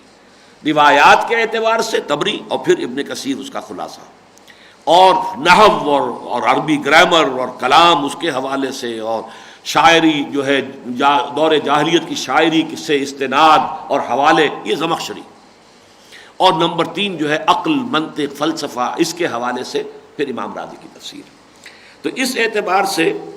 امام راضی نے نقل کیا ہے امام طبری کی یہ روایت حضرت علی رضی اللہ تعالی عنہ سے اور حضرت حسن بصری سے رحمہ اللہ، وہ یہ ہے کہ یہ اگر مرد نے آزاد مرد کو قتل کیا ٹھیک ہو گیا، بات برابر ہو گئی، غلام نے غلام کو قتل کیا برابر ہو گئی، عورت نے عورت کو قتل کیا برابر ہو گئی۔ لیکن اگر یہ معاملہ مختلف ہو تو پھر اس میں کچھ کمپنسیشن مزید کی جائے گی۔ مطلب یہ ہے کہ غلام نے قتل کیا ہے ایک آزاد کو، تو غلام کی جان بھی لے لی جائے گی اور مزید کچھ دیت بھی دلوائی جائے گی، کہ وہ جو فرق ہے آزاد کی دیت اور غلام کی دیت کا، اس فرق کے اعتبار سے وہ جو آزاد مقتول ہوا ہے اس کے ورثاء کو دیت بھی کچھ نہ کچھ ملے گی، یہ کمپنسیٹ کیا جائے گا اس ڈفرینس آف سٹیٹس کو۔ اسی طریقے سے عورت نے قتل کیا مرد کو، تو تو جواب میں اگر جان کے بدلے جان ہی لینی ہے، معاف نہیں کرنا ہے، تو عورت کی جان بھی لی جائے گی، لیکن مزید دیت جو ہے اس عورت کے وہ رسا جو ہے وہ اور مزید ادا کریں گے جرمانے کے طور پر اس مرد کو کہ جو مقتول ہوا وغیرہ۔ لیکن میں نے یہ صرف تذکرہ کر دیا ہے کہ دو تراجم کے حوالے سے چونکہ بات سامنے آئی، اور میں نے جیسا کہ آپ سے عرض کیا ہے کہ میں اسے مشکلات القرآن میں سے سمجھتا ہوں، اور یہ چیزیں وہ ہے کہ پھر ظاہر بات ہے کہ ہمارے فقہا مجتہدین، اور یہ اسپیشلائزیشن کا مسئلہ ہے، جو لوگ کہ اس فن میں اور اس معاملے کے اندر جنہوں نے زندگیاں کھپائی ہیں اور اپنی بہترین صلاحیتوں کو صرف کیا ہے، انہی کو زیادہ حق ہے۔ تو ہم تو درس قرآن کے دوران جو ہے وہ صرف ایک تذکرہ کر سکتے ہیں، کوئی اس میں قول فیصل یا کوئی آخری بات جو ہے وہ کہنے کی ضرورت نہیں ہے۔ البتہ امام ابو حنیفہ رحمۃ اللہ علیہ کا یہ قول جو ہے وہ یاد رکھنے کے قابل ہے، اور وہ اس حدیث کی روح سے کہ المسلمون تتکافؤ دماؤہم، تمام مسلمانوں کے خون آپس میں برابر ہیں۔ یہی ان کا قول وہ بھی ہے، المسلم کفر لکل مسلم، ایک ہر مسلمان دوسرے تمام مسلمانوں کے ساتھ وہ برابر ہے، کفر ہے۔ اور یہ در حقیقت اس دور میں بہت اہم ہے، اس لیے کہ اسلام کا جو بھی سیاسی اور ریاستی ڈھانچہ بنے گا، اور اس کے اندر جو بھی اسلامی اصولوں کے اندر جمہوریت کی اقدار کو ہم سمونے کی کوشش کریں گے، تو اس میں یہ جو اصول ہے یہ بہت اہمیت کا حامل ہے۔ اس پر میں نے تفصیل سے گفتگو کی خطبات خلافت میں، جو دوسرا خطبہ ہے کہ عہد حاضر میں نظام خلافت پر جو نظام ریاست مبنی ہوگی اس کا دستوری خاکہ کیا ہوگا، ڈھانچہ کیا ہوگا، اور اس میں اس مسئلے سے بھی بحث کی ہے۔ تو امام ابو حنیفہ اس معاملے ویسے بھی امام اعظم ہے، واقعہ یہ ہے کہ جہاں تک ان کی رسائی ہوئی ہے قانونی اور دستوری مسائل میں اس انشراح صدر کے ساتھ یہ کہہ رہا ہوں کہ واقعتاً یہ ہے کہ دنیا میں کوئی بھی قانون دان شاید ان کے آس پاس بھی نہیں آتا قانونی معاملات کے اندر، باریک بینی جس قدر اللہ تعالیٰ نے ان کو عطا فرمائی۔ یا ایھا الذین آمنوا کتب علیکم القصاص فی القتلی الحر بالحر والعبد بالعبد والانثى بالانثى فمن عفی له من اخیہ شیء، تو جس کے لیے بھی معاف کر دیا جائے اس کے بھائی کی طرف سے کچھ۔ اب اس آیت میں در حقیقت جو قصاص کا دوسرا پہلو ہے، ایک قصاص تو یہ ہے کہ جان کے بدلے جان، اور اس میں جیسا کہ میں عرض کر چکا ہوں اصل مدعی ہے مقتول کے ورثاء، یہ اختیار ان کے ہاتھ میں ہے، کسی صدر مملکت کو یہ اختیار حاصل نہیں ہے، کسی جج کو یہ اختیار حاصل نہیں ہے۔ حکومت کا کام اس میں صرف یہ ہے کہ وہ قاتل کی نشاندہی کرے، قاتل کو گرفتار کرے، قاتل پر مقدمہ چلائے، یہ کام اسے کرنا ہے۔ لیکن جب فیصلہ ہو گیا کہ یہ قاتل ہے، اب اس قاتل کی جان جو ہے وہ مقتول کے ورثاء کے ہاتھ میں ہے، ایٹ دیئر ڈسپوزل، اس کے رحم پر ہے، وہ چاہے اسے معاف کر دیں۔ اور اس میں بہت بڑی حکمت ہے۔ واقعہ یہ ہے کہ قتل در قتل، پھر قتل جوابی قتل، یہ قوموں کے اندر چلتے رہتے ہیں، اور اس میں واقعہ یہ ہے کہ دو اعتبارات سے، ایک تو یہ کہ ایک گھرانے کا ایک فرد قتل ہو گیا، اب اس کا جو نقصان ہو گیا ہے، اگر قاتل بھی قتل ہو جائے تو اس کے نقصان کی تو کوئی کمپنسیشن نہیں ہے، بلکہ وہ تو ایک اور خاندان کا بھی ایک نقصان ہو گیا، یہی ہوا ہے نا، کمپنسیشن تو کوئی نہیں ہوئی۔ لیکن اگر خون بہا کا معاملہ ہو تو ظاہر بات ہے کوئی کمپنسیشن ہو گئی، کچھ نہ کچھ انہیں رقم مل گئی ہے۔ فرض کیجئے کہ وہ کماؤ ہاتھ تھا، جوان تھا، کنبے کا سپورٹر وہی تھا، تو جیسے آج کل حکومتیں ڈیمیجز دیتی ہیں کہ اگر کوئی ایسے حادثے میں لوگ جو ہیں وہ قتل ہو گئے، اتنے مارے گئے، ہلاک ہو گئے، تو ایک ایک شخص کو جو ہے اتنا ڈیمیجز دیے جا رہے ہیں حکومت کی طرف سے، حالانکہ حکومت قاتل تو نہیں ہے، لیکن یہ ہے کہ بہرحال حادثہ ہوا ہے تو جو لاس ہوا ہے کسی درجے میں اس کو کمپنسیٹ کیا جائے، بیک گڈ کیا جائے۔ اس حوالے سے ایک تو حکمت یہ ہے کہ مقتول کے جو ورثاء ہیں ان کے نقصان کی کسی درجے میں تلافی ہو سکتی ہے کہ ان کو کچھ مال مل جائے، اور دوسرے یہ کہ اگر وہ معافی کر دیں، ویسے تو یہ کہ خون بہا قبول کرنا بھی معافی ہے، جان تو بخش دی انہوں نے، خون بہا کر قبول کیا ہے اور دیت کے اوپر راضی ہو گئے، جان بخش دی ہے، بابا جان ہے اصل شے، تو یہ بھی ان کی طرف سے گویا کہ ایک معافی ہے، ایک نرمی ہے، ایک بھلائی ہے جو کی گئی ہے۔ لیکن یہ کہ اس کا فائدہ کیا ہوتا ہے کہ اب آپ سوچئے کہ اس قاتل کا پورا خاندان کس قدر ممنون احسان ہو گیا اس مقتول کے خاندان کا، ورنہ یہ کہ یہ بھی قتل ہو جاتا تو پھر اس کے بھی بچوں کے اندر وہ جو ہے آگ انتقامی پھر دہکتی، چاہے تو اسی کچھ ہی دنوں کے بعد اور شاید اگلی نسل میں جا کر بھی بیٹا جو ہے پھر قتل کرتا، اور جواباً جو ہے قتل در قتل کا سلسلہ چلتا۔ لیکن یہ کہ اس کے ذریعے سے مرہم جیسے ہوتا رکھا جاتا ہے کہ بس اب بات ختم ہوئی، آگ بجھ گئی۔ تو یہ ہے در حقیقت ایک جو اضافی معاملہ ہے، جب میں نے ثابت کیا ابھی آپ کے سامنے کہ تورات کے بنیادی قانون میں بھی یہ موجود تھا از روئے قرآن، لیکن بعد میں تورات میں سے وہ چیز حذف ہو گئی ہے اور صرف خون کا بدلہ خون، جان کا بدلہ جان، صرف یہ شے رہ گئی ہے۔ قرآن مجید میں یہ قانون پھر اپنی پوری وسعت کے ساتھ اور جملہ پہلوؤں کے ساتھ دوبارہ آ رہا ہے۔ فمن عفی لہ من اخیہ شیء فاتباع بالمعروف۔ اب یہاں اخی کے لفظ کو بھی دیکھیے کہ دیکھو چاہے تم قاتل و مقتول کے خاندان ہو تو آپس میں مسلمان بھائی ہو آپس میں، انما المؤمنون اخوۃ فاصلحوا بین اخویکم۔ اور اسی سے در حقیقت معتزلہ کا یا بعض خوارج کا جو ہے وہ بھی ایک جو ہے رد ہو جاتا ہے کہ قاتل، اب اس سے بڑا گناہ کیا؟ کابر جو ہے کبائر میں سے بہت بڑا گناہ کا ہے، شرک سب سے بڑا، اس کے بعد قتل نفس، اس کے بعد زنا، یہ چوری ڈاکہ، یہ بڑے بڑے قتل ہیں۔ تو قتل نفس جیسے جرم پر بھی یہ نہیں کہ وہ اب کافر ہو گیا ہے، وہ مسلمان نہیں رہا، بلکہ تمہارا بھائی ہے، مسلمان ہے۔ زنا بھی کیا اس نے تبھی تمہارا بھائی ہے، اس کو اگر تم نے فرض کیجیے شادی شدہ تھا اور تم نے رجم کیا ہے، پھر بھی اس کی نماز جنازہ تمہیں ادا کرنی ہے کہ وہ تمہارا مسلمان بھائی ہے، وہ کافر نہیں ہو گیا تھا، اسلام کے دائرے سے نہیں نکل گیا تھا۔ تو گناہ کبیرہ کے ارتکاب سے کوئی شخص جو ہے وہ اسلام کے دائرے سے باہر نہیں نکل جاتا، بلکہ اخوت اسلامی کے دائرے میں شامل رہتا ہے۔ فمن عفی لہ من اخیہ شیء فاتباع بالمعروف، پھر اس کی پابندی کرنی چاہیے اور اس کا اتباع کرنا چاہیے بھلے طریقے سے۔ جو بھی دیت جو ہے وہ منظوب جو طے ہوئی ہے، اور عام طور پر ہماری فقہ جو ہے اس میں دیت ہے یا تو 100 اونٹ ہو، یا 1000 دینار، یا 10,000 درہم۔ درہم چاندی کا ہوتا تھا اور جو اس کا وزن ہوتا تھا اس کے حساب سے یہ چاندی بنتی ہے 36 سیر، 36 تولے اور 8 ماشے، 36 سیر چاندی، یہ ہے دیت۔ تو اب اس اعتبار سے اگر کسی نے یہ معاملہ طے کر دیا، دیت لینے کے لیے تیار ہو گئے، جان بخشی کر دی، تو اب جو ادا ہونا چاہیے وہ اداء الیہ باحسان، خوبصورتی کے ساتھ ادائیگی ہونی چاہیے۔ یہ نہیں کہ ٹھیک ہے جی اس وقت تو جان بچ گئی، اب دینا ہے نا، اونٹ بعد میں دے لیں گے، اور وہ جو ہے تمام ناکارہ بوڑھے مریض اونٹ جو ہیں گن کر اور 100 اونٹوں کی گنتی پوری کر دی۔ نہیں، یہ نہیں، اس میں تو یہ کہ احسان مانو کہ انہوں نے تمہاری جان بخشی کی ہے، فاتباع بالمعروف۔ تو جو بھی معاہدہ ہو گیا، جو بھی بات طے ہو چکی ہے، اس کی پابندی کی جائے معروف طریقے سے، بھلے طریقے سے، جس کو کہ معاشرہ خود مانے کہ ہاں یہ صحیح طریقے پر عمل درآمد ہوا ہے۔ وَأَدَاءٌ إِلَيْهِ بِإِحْسَان، اور اس کی ادائیگی ہونی چاہیے احسان، خوبصورتی کے ساتھ، عمدگی کے ساتھ، اعلیٰ شکل کے اندر۔ ذَلِكَ تَخْفِيفٌ مِّن رَبِّكُمْ وَرَحْمَةٌ، یہ ایک تخفیف ہے تمہارے رب کی طرف سے اور رحمت ہے اس کی، یعنی جان کا بدلہ جان، منطقی بات یہ بنتی ہے، اور اصل قانون بھی وہی ہے، اور آگے اس کی تاکید بھی آ جائے گی، وہ بھی میں ابھی آپ کو سناؤں گا کہ اس میں ترغیب کیا ہے کہ جان کے بدلے جان، لیکن اللہ نے تخفیف رکھی ہے، اس میں تمہارے لیے ہلکا کر دیا معاملے کو، تم پر بوجھ جو ہے وہ کم کر دیا ہے، اور رحمہ، اس میں رحمت ہے۔ اس رحمت کے 2 پہلو میں آپ کے سامنے رکھ چکا ہوں کہ ایک تو یہ کہ مقتول کے ورثاء کی کچھ کمپنسیشن ہو گئی اس دیت کے ذریعے سے، 100 اونٹ مل گئے، یا یہ ہے کہ 1000 دینار مل گئے، یا یہ کہ 36 سیر چاندی، 37 سیر چاندی مل گئی، تو بلکہ چلیے ایک نہ کچھ ان کے زخموں پہ مرہم رکھا گیا۔ اور یہ کہ قتل در قتل کا سلسلہ جو ہے اس سے رکتا ہے، یہ رحمت ہے، اس میں بھلائی ہے، اس میں خیر ہے، معاشرے کے اندر اس چیز کی اگر پیروی کی جائے۔ اور واقعہ یہ ہے کہ اسلام کا یہ قانون جو ہے دنیا میں اس کا کوئی اور نظیر موجود نہیں۔ آج کل تو جدید فلسفہ یہ بن گیا ہے کہ مجرم کو مجرم سمجھو ہی نا، مجرم کو تو مریض سمجھو، نفسیاتی مریض ہے۔ اسلام اس کی نفی نہیں کرتا کہ واقعتاً مجرم نفسیاتی مریض ہے، لیکن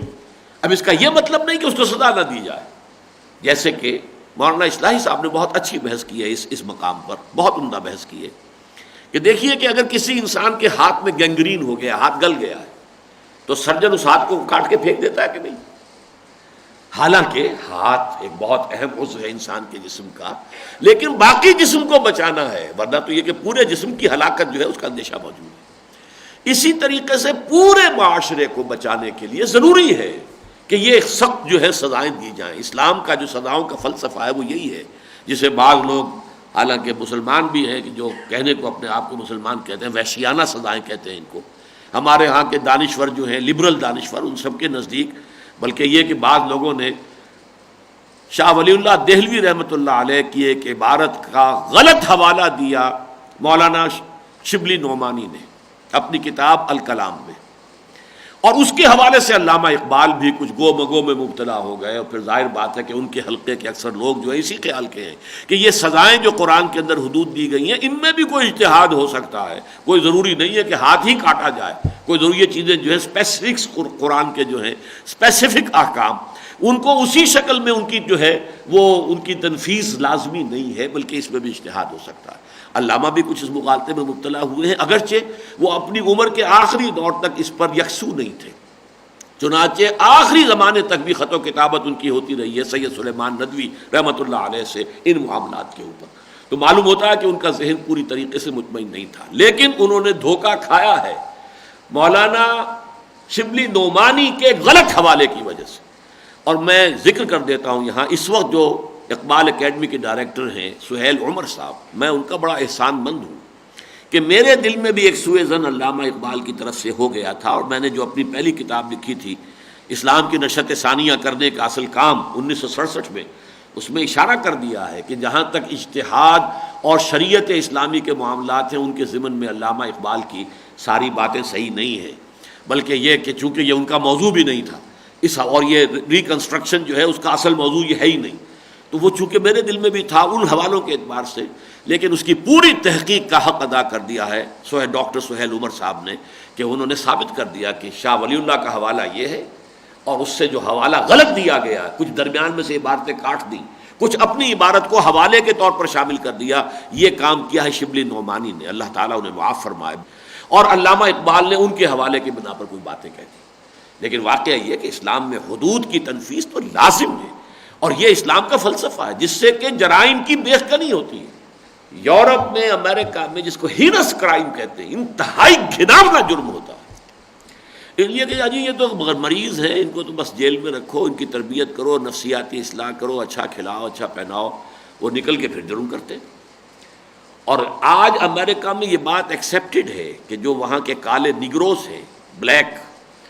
امریکنز، افرو امریکنز، اب یہ لوگ جو ہے امریکی حکومت خاص طور پر مسلمان علماء کو تنخواہیں دے کر چیپلنز کی حیثیت سے جیلوں میں رکھ رہی ہے کہ ان کی تبلیغ سے اگر یہ مسلمان ہو جائیں، مسلمان ہو کر باہر نکلیں اپنی سزا کاٹ کر، تو ان کے سٹیٹسٹکس یہ ہیں کہ پھر ان کا واپس آنا جو ہے جیل میں، اس کی مقدار، اس کا تناسب بہت کم ہو جاتا ہے، ورنہ وہ جو کرسچین کہنے کو کرسچن ہے، کرسچن کہاں کے ہیں، وہ جیسے تھے ویسے ہی نکل آئے، چند دنوں کے بعد وہ پھر جاتے ہیں باہر، جا کر تو محنت کر کے مزدوری کر کے کوئی کمانا پڑے گا، کھانا پڑے گا، وہاں آپ مہمان ہیں، سرکاری مہمان، اور جاؤ جرم کرو اور جا کے پھر سرکاری مہمان بن جاؤ، سختیاں تو وہاں کوئی ہے ہی نہیں، تو لہذا وہ تو اچھے ریسٹ ہاؤسز ہیں ان کے لیے،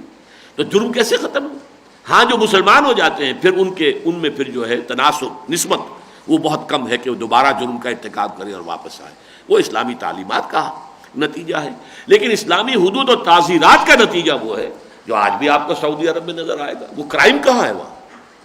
اور اسی طریقے سے آج طالبان کے ہاں دیکھ لیجیے، وہ کرائم ہے نہیں، وہ ملک کے جس کے اندر امن کا نام باقی نہیں رہا تھا، اور وہاں پر اب امن و امان ہے، مکمل امن و امان۔ تو در حقیقت اسلام کا فلسفہ یہی ہے، ورنہ دوسرے طریقوں سے جو جرم کا استیصال نہیں ہو سکتا، خاتمہ نہیں ہو سکتا۔ تو فرمایا ذالک تخفیف من ربکم ورحمہ فمن اعتدی بعد ذالک فلہ عذاب علیم، اور جو کوئی اس کے بعد زیادتی کرے گا تو پھر اس کے لیے عذاب علیم ہے، دردناک عذاب ہے۔ یعنی یہ دو طرفہ ہو سکتی ہے کہ دیت کی ادائیگی میں لیت و لعل ہو رہی ہے، تاخیر ہو رہی ہے، یا خراب مال دے دیا ہے، اونٹ جو ہے وہ پرانے بوڑھے بیمار دے دیے ہیں، یہ بھی ایک زیادتی ہو گئی۔ یا ایک زیادتی یہ ہے کہ مقتول کے ورثاء نے دیت بھی لے لی ہے اور دل میں یہ بھی رکھا ہوا ارادہ کہ قتل بھی کریں گے، موقع ملے گا تو قتل کریں گے۔ یہ ساری چیزیں چاہے وہ ظاہری ہو، قانونی زد میں آئے، اور چاہے وہ باطنی ہو، انسان کے دل اور نیت سے متعلق ہو، یہ اعتداء ہے، یہ حد سے تجاوز ہے۔ اب ظاہر بات ہے کہ اس سے روکنے والی شے تو یہی ہے کہ فَلَهُ عَذَابٌ علیم، اگر آخرت کا یقین ہے اور اخروی زندگی پر انسان کا ایمان ہے اور وہاں کے جزا و سزا پر یقین ہے، تو پھر یہ یقین ہوگا در حقیقت، تبھی انسان جو ہے اس طرح کی زیادتیوں سے باز رہ سکتا ہے۔ چنانچہ وہ جو 3 آیات ہیں سورہ علق میں، جو پہلی 5 آیات ہیں جن کی پہلی وحی ہوئی ہے حضور پر صلی اللہ علیہ وسلم، اقرأ باسم ربک الذی خلق خلق الانسان من علق اقرأ وربک الاکرم الذی علم بالقلم علم الانسان ما لم یعلم، اور پھر 3 آیات ہیں عظیم آیات، کلا ان الانسان لیطغی کوئی نہیں. انسان زیادتی پر آمادہ ہو ہی جاتا ہے، زیادتی کر گزرتا ہے. کیوں؟ الراہ استغنا، کہ وہ دیکھتا ہے اپنے آپ کو آزاد، کوئی پکڑ ہے ہی نہیں. میں نے جھوٹ بولا، میری زبان پہ چھالا بھی نہیں نکلا. میں یتیم کا مال ہڑپ کر گیا ہوں، میرے پیٹ میں درد بھی نہیں ہوا. یہ چونکہ جو مورل لا ہے وہ یہاں آپریٹو ہے ہی نہیں. یہاں تو فزیکل لا آپریٹو ہے. ذرا کہیں انگارہ زبان پر رکھیے، پھر جو حال ہوگا وہ آپ کو معلوم ہے. لیکن یہ ہے کہ جھوٹ بول کر، کسی کی غیبت کر کے، کسی کے اوپر تہمت لگا کر آپ نے زبان کا جو استعمال کیا ہے وہ بہت خوفناک استعمال کیا ہے. اس کے نتائج تو آخرت میں نکلیں گے تو معلوم ہوگا. لیکن یہ ہے کہ اس وقت چونکہ وہ نتائج نہیں نکل رہے، لہذا انسان بڑھتا ہی جاتا ہے سرکشی کے اندر. اور حرام خوری کرو، میں تو رچ پچ گیا، مجھ کو، میں نے سب ہضم کر لیا، کوئی پکڑ نہیں ہوئی. لیکن اس کا علاج کیا ہے؟ کلا ان الانسان لیطغی ان رآہ استغنی ان الی ربک الرجعی، یقیناً تیرے رب کی طرف لوٹنا ہے. یہ یقین اگر دل میں پیدا ہو جائے تو پھر ظاہر بات ہے کہ پھر اندر سے انسان کے اوپر بریک لگتا ہے. پھر تو اندر سے اس کو روکنے والی ایک شے ہے کہ نہیں نہیں نہیں، غلط کام نہیں کرنا، جواب دہی کرنی ہے، اللہ کے ہاں کھڑے ہونا ہے، جانا ہے اللہ کے حضور میں. اما من خاف مقام ربہ ونہى النفس عن الہویٰ، جو ڈرتا رہا اپنے رب کے حضور میں اس کے سامنے کھڑے ہونے کے خیال سے، اور اس نے اپنی خواہش نفس کی باگیں کھینچ کر رکھی. فإن الجنۃ ہی المأویٰ، تو وہ شخص ہے کہ جس کا ٹھکانہ جنت بنے گی. فمن اعتدى بعد ذلك فله عذاب علیم وَلَكُمْ فِي الْقِصَاصِ حَيَاةٌ يَا أُولِي الْأَلْبَابِ لَعَلَّكُمْ تَتَّقُونَ. اب دیکھیے یہ ہے وہ فلسفہ جس پر میں نے قدر تفصیل سے بحث کی ہے، جو میرا چھوٹا سا کتابچہ ہے اسلام کا معاشی نظام. اس میں میں نے اصول یہ دیا ہے کہ قرآن مجید میں ایک ہے لیگل تعلیمات، قانونی تعلیمات، اور ایک ہے روحانی اخلاقی تعلیمات، اور ان میں بسا اوقات آپ کو تضاد نظر آئے گا. جیسے ایک طرف مالیات میں یہ بھی ہے کہ جو بھی ضرورت سے زائد دے دو، یسألونک ماذا ينفقون قل العفو. لیکن قانون یہ ہے کہ حلال ذریعے سے کمایا ہے اور زکوٰۃ دے دی ہے، باقی تم ریٹین کر سکتے ہو. یہ تو اونچی روحانیت ہے کہ تم چاہو تو دے دو، سب غربا کو دے دو، اپنے پاس کچھ ریٹین نہ کرو. حضور نے تو اس سطح پر زندگی گزاری، فقراء صحابہ نے اس سطح پر زندگی گزاری، اولیاء اللہ اور صوفیاء نے اس سطح پر زندگی گزاری ہے. انہوں نے کچھ ریٹین کیا ہی نہیں اپنے پاس. چنانچہ لوگوں کو چونکانے کے لیے میں کہا کرتا ہوں حضور نے کبھی زکوٰۃ ہی نہیں دی، حالانکہ زکوٰۃ تو ارکان اسلام میں سے ایک رکن ہے. حضور نے تو اس پر عمل ہی نہیں کیا. کیسے کریں؟ وہ تو کچھ ہو تو اس کے اوپر زکوٰۃ ہوگی نا. اسی طریقے سے حضور کے معاملے میں تو جو وراثت کا قانون ہے وہ کہیں اس کا جو ہے وہ استعمال عمل ہوا ہی نہیں اس پر، اس لیے کہ آپ نے کوئی ترکہ چھوڑا ہی نہیں. ما ترکناہ صدقہ، اگر کوئی شے بھی آپ کے زیر استعمال تھی دنیا میں لیکن آپ کے بعد پھر وہ صدقہ ہے، وہ مسلمانوں کی ملکیت ہے، بیت المال کا مال ہے، کسی کا نہیں ہے، وہ وراثت میں کچھ منتقل نہیں. تو ایک ہے لیگل سٹرکچر اسلام کا اور ایک ہے اس کا اسپرچول سٹرکچر. مالیاتی اور معاشی نظام میں تو بہت زبردست فرق واقع ہو جاتا ہے، اس میں بہت فرق ہے. اور اسی کی کنفیوژن ہوتی ہے جس کی وجہ سے تھوڑی سی غلطی ہو گئی تھی حضرت ابو ذر غفاری رضی اللہ تعالیٰ عنہ کو، جس کو پھر کمیونسٹ جو ہیں اس دور میں ایکسپلائٹ کرتے رہے. انہیں گویا کہ ثابت کرتے رہے کہ وہ اپنے زمانے کے صحابہ کرام میں کمیونزم کے علم بردار جو ہے ابو ذر غفاری تھے، مغالطہ ہو گیا تھا انہیں. لیکن یہ کہ یہ مغالطہ جو ہے کہ اسلام کی تعلیمات معاشی قانونی سطح پر اور اسلام کی تعلیمات معاشی روحانی سطح پر، ایمانی سطح پر، احسانی سطح پر، ان میں زمین و آسمان کا فرق ہے. Legal level per you can own a house, آپ اس کے مالک ہیں، کھیت کے مالک ہیں، دکان کے مالک ہیں، کارخانے کے مالک ہیں. اور ایمانی اور احسانی بنیاد پر کسی شے کے آپ مالک نہیں ہیں، ہر شے کا مالک صرف اللہ ہے. آپ تو صرف امین ہیں، بندہ مومن امین حق مالک است، مالک صرف وہ ہے. للہ ما فی السماوات و ما فی الارض. اس میں نے مثال دی ہے، یہ دیکھیے کہ کوئی شخص آپ کو ایک تھپڑ مارتا ہے، اگر آپ اس کا بدلہ لینے پر قادر ہیں تو اب آپ کے سامنے دو آپشنز ہیں. اگر قادر نہیں ہے تو ظاہر بات ہے کہ قہر درویش برجان درویش، آپ کیا کریں گے؟ کچھ نہیں کریں گے، کانپ کر رہ جائیں گے، چہرہ سرخ ہو جائے گا، جو بھی ہو جائے گا. لیکن یہ کہ بہرحال بدلہ نہیں لے سکتے، وہ ٹھاڑا ہے، مضبوط ہے، طاقتور ہے، آپ نہیں لے سکتے بدلہ. لیکن اگر آپ بدلہ لینے پر قادر ہیں تو دو آپشنز ہیں. چاہیں تو معاف کر دیں، اور چاہیں تو قصاص میں۔ اب ایک طرف عفو ہے، یہ روحانی ترقی کے لیے، ترفع کے لیے، ایک انسان اگر روحانیت کے اونچے مقام پر جانا چاہتا ہے تو اسے عفو کا راستہ اختیار کرنا ہوگا۔ وَإِن تَعْفُوا وَتَصْفَحُوا وَتَغْفِرُوا فَإِنَّ اللَّهَ غَفُورٌ رَحِيمٌ۔ تین الفاظ ایک جگہ جمع کیے سورۃ تغابن میں، اگر تم معاف کر دیا کرو، اگر تم بخش دیا کرو، اگر تم چشم پوشی سے کام لیا کرو، تو اللہ بھی تو غفور اور رحیم ہے کہ نہیں؟ تم چاہتے نہیں ہو کہ تمہاری خطائیں وہ معاف کرے؟ اگر تم چاہتے ہو کہ اللہ تمہاری خطائیں معاف کرے تو تم بھی تو انسانوں کی خطائیں معاف کیا کرو۔ والعافین عن الناس، سورہ آل عمران میں، وہ لوگ کہ جو انسانوں کو معاف کر دیتے ہیں، والکاظمین الغیظ والعافین عن الناس، اپنے غصے کو، انتقام کو پی جانے والے اور لوگوں کو معاف کر دینے والے۔ یہ مقام مدح میں بات ہو رہی ہے۔ لیکن دوسرا یہ ہے مقام وَلَكُمْ فِي الْقِصَاصِ حَيَاتٌ يَا أُولِي الْأَلْبَابِ، اے ہوش مندو قصاص میں زندگی ہے۔ اگر یہ بدلہ لینے کا معاملہ بالکل ختم ہو جائے، جیسا کہ میں نے کہا کہ وہ عیسائیت میں حضرت عیسیٰ کی تعلیمات جو اصل میں روح دین کی طرف توجہ دلانے کے لیے انہوں نے کچھ باتیں کہی تھیں کہ تم ذرا قانون کی جو ہے چھلکے لے کر بیٹھے ہوئے ہو، اصل روح دین کو بھی سمجھو۔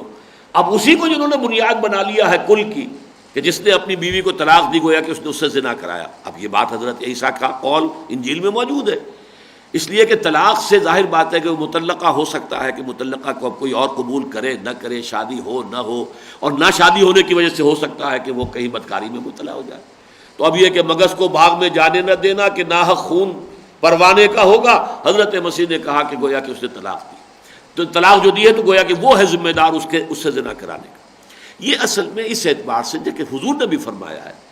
کہ ان ابغض الحلال عند اللہ الطلاق، اللہ کے نزدیک جو حلال چیزیں ہیں، جائز ہیں، ان میں بدترین جو اللہ کو بالکل ناپسند ہے وہ طلاق ہے۔ طلاق بلا وجہ نہیں ہونی چاہیے، مجبوراً طلاق دیتا ہے انسان، عام اس کو کھیل نہیں بنا لینا چاہیے اس حوالے سے۔ لیکن یہ کہ اب عیسائیت میں طلاق ختم ہو گئی، سیپریشن کا قانون ہی ختم حضرت مسیح کے اس قول کی وجہ سے۔ نتیجہ کیا ہے کہ اب ایک ہی راستہ ہے کہ بیوی شوہر کے اوپر بدکاری کا الزام لگائے تو طلاق ہو سکتی ہے اگر ثابت کر دے، اور شوہر بیوی پر بدکاری کا الزام ثابت کر دے تو طلاق، اس کے سوا کوئی راستہ جو ہے طلاق کا نہیں۔ اس کی وجہ سے گندگی ہوتی ہے، خود ایسے مواقع فراہم کرتے ہیں کہ فریق ثانی جو ہے گناہ میں مبتلا ہو جائے تاکہ اس کا ثبوت فراہم کرے، تاکہ پھر وہ طلاق کی نوبت آ سکے دینی اور مذہبی اعتبار سے۔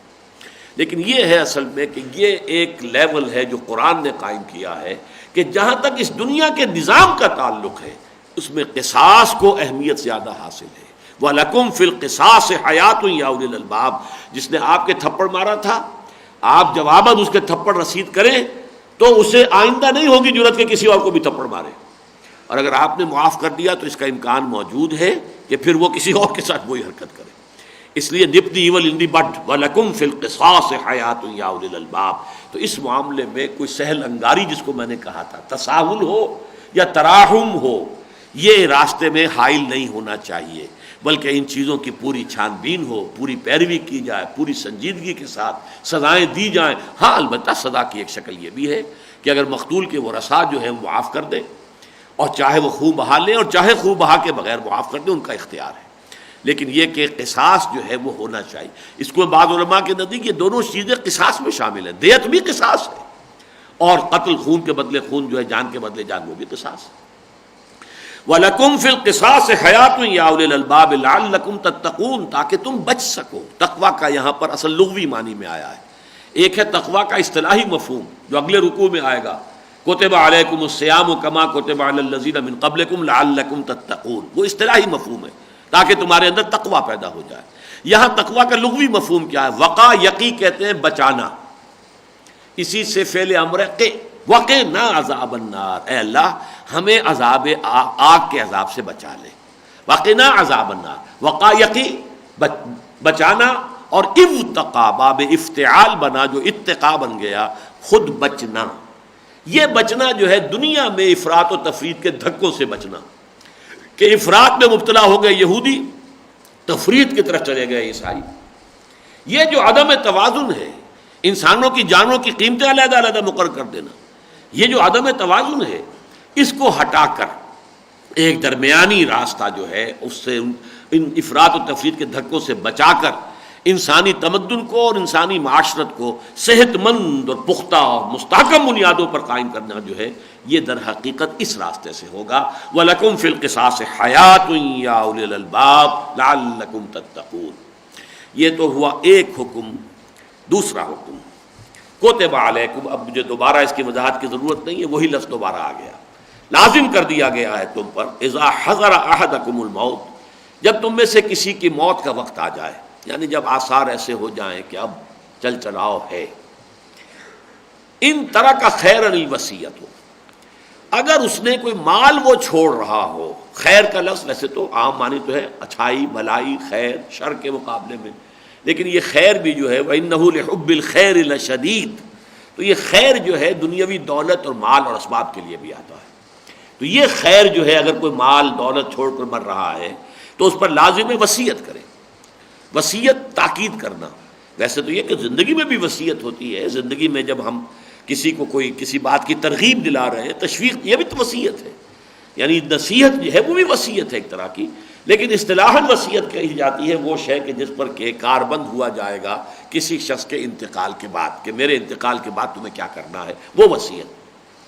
اب یہاں پر خاص طور پر یہ کہ وصیت جو ہے یہ تو مؤنث ہے شکلاً، لیکن اس سے پہلے جو ہے کتبت نہیں آیا ہے، کتب علیک، تو دو جواب اس کے دیے گئے، یا تو یہ کہ الایسا یہاں پر جو اس کا مصدر ہے وہ مراد ہے اس لیے کتبہ آ گیا، اور ایک یہ کہ چونکہ فعل میں اور جو نائب فاعل ہے اس میں بہت فصل ہے، لہذا ضروری نہیں ہے کہ جنس کے اندر ان کی مطابقت ہو۔ کتب علیکم اذا حضر احدکم الموت ان ترک خیرا الوصیہ، لازم کیا گیا تم پر جب تم میں سے کسی ایک کی موت کا وقت آن پہنچے تو اگر وہ کوئی مال چھوڑ کر جا رہا ہو تو وصیت کرے للوالدین والاقربین بالمعروف، والدین کے لیے بھی اور اپنے قرابت داروں کے لیے بھی معروف طریقے سے، یعنی معروف کے یہ بھی خلاف ہوگا کہ سارا کچھ والدین کے نام لکھ دو، یہ بھی غلط ہوگا کہ اولاد کو محروم کر دیا جائے، معروف کے یہ بھی خلاف ہوگا کہ سارا کچھ بھائیوں کے حوالے کر دو اور اولاد کو محروم کر دیا جائے، تو یہ بھی معروف کے خلاف ہے۔ لیکن یہ کہ یہ سمجھ لیجئے کہ یہ اس ضمن میں پہلا حکم ہے جو آ رہا ہے، اس کا اکثر حصہ بلکہ یوں سمجھیے کہ حکم بحیثیت مجموعی بحیثیت کل یہ منسوخ شمار ہوتا ہے۔ قرآن مجید میں ناسخ و منسوخ ہے، کوئی ابتدائی حکم آیا ہے اور یہ اگلے رکوع میں بھی آئے گا، لیکن یہ کہ اس کی مثال جو ہے بہت اہم ہے جو آگے آ جائے گی، آج تو ہم وہاں نہیں پہنچ سکیں گے، 23ویں رکوع کا آغاز نہیں ہو سکے گا، لیکن یہ کہ یہاں سمجھ لیجئے کہ یہ وصیت کا حکم واجب اس وقت تھا جبکہ ابھی قانون وراثت نازل نہیں ہوا۔ قانون وراثت جب تک نہیں آیا تو عرب کا رواج کیا تھا جو ہندوؤں کے ہاں ہے، اکثر و بیشتر تو بڑا بیٹا قابض ہو جاتا تھا یا زیادہ سے زیادہ بیٹے قابض ہو جاتے تھے، نہ بیٹیوں کا کوئی حصہ ہے، نہ والدین بوڑھے بیٹھے ہیں تو ان کا وراثت میں کوئی حصہ ہے، اور نہ اور کوئی قرابت داروں کا، نہ کوئی بیوی کا حصہ ہے، کچھ نہیں۔ اس کو در حقیقت پہلا اصلاحی قدم اٹھایا جا رہا ہے، تو میں نے عرض کیا تھا کہ یہ بلو پرنٹ ہے۔ اب اس کا حکم آگے سورہ نساء میں آئے گا، جب وہ سورہ نساء میں تمام جو حقوق ہیں، جو بھی قرابت دار ہیں ان کے حقوق معین کر دیے گئے، نصیبا مفروضہ، ان کے حصے فرض کر دیے گئے، تو پھر یہ حکم ساقط ہو گیا، اب وصیت کرنا لازم نہیں ہے، ورنہ اس سے پہلے وصیت لازم تھی۔ اگر کچھ چھوڑ کر مر رہے ہو تو وصیت لازماً کرو، یہ گویا کہ واجب تھا، لیکن جب حکم وراثت آ گیا تو اب واجب نہیں ہے۔ البتہ اس کو برقرار رکھا ہے حضور صلی اللہ علیہ وسلم نے، ثلث کی حد تک، 1/3 کی حد تک آدمی وصیت کر سکتا ہے، باقی 2/3 وہ یقیناً جو بھی قانون ہے شریعت کا، بیٹے کے لیے دگنا اور بیٹی کے لیے اکیرا حصہ، اور پھر بیوی کا حصہ، والدین کے حصے، یہ سب معین ہے، جو بھی ہے ذوی الفرائض ہیں، تو ان کے حصے اس کے مطابق تقسیم ہوں گے۔ البتہ یہ کہ 1/3 اپنی جائیداد کا، اپنے مال کا، اس کی حد تک انسان وصیت کر سکتا ہے، کسی خیراتی ادارے کو دے، کسی دین کے کام کے لیے وقف کرے، کسی غریب کو دے، کسی مسکین کو دے، کسی یتیم کو دے، لیکن یہ نوٹ کر لیجئے کہ 1/3 سے زیادہ نہیں ہوگا۔ 1/3 سے زیادہ ہوا تو موقوف ہو جائے گی وہ وصیت باقی ورثاء کی رضامندی پر۔ فرض کیجئے کوئی شخص آدھا اپنا لکھ دیتا ہے، لیکن یہ آدھا ایگزیکیوٹ ہوگا اگر باقی تمام ورثاء بھی متفق ہو جائیں کہ ٹھیک ہے ہمارے والد یہ کر گئے تو ٹھیک ہے ہمیں قبول ہے، تو پھر وہ آدھی ہو جائے گی۔ لیکن یہ کہ اگر وہ متفق نہیں ہے تو پھر وہ ثلث کی اندر ایگزیکیوٹ ہوگی، 1/3 کی حد تک، چاہے اس نے وہ پوری جائیداد لکھتی ہو اور چاہے اس نے آدھی لکھی ہو، لیکن اس وصیت کی ایگزیکیوشن جو ہے صرف 1/3 کی حد تک ہوگی۔ اور دوسرا اصول یہ دیا گیا ہے کہ لا وصیت لوارث، جس کا کہ وراثت میں حق اللہ نے مقرر کر دیا ہے، اب اس کے لیے کوئی وصیت نہیں کی جا سکتی۔ بیٹے کا یہ حق ہے، اب باقی اس کے لیے وصیت نہیں ہوگی۔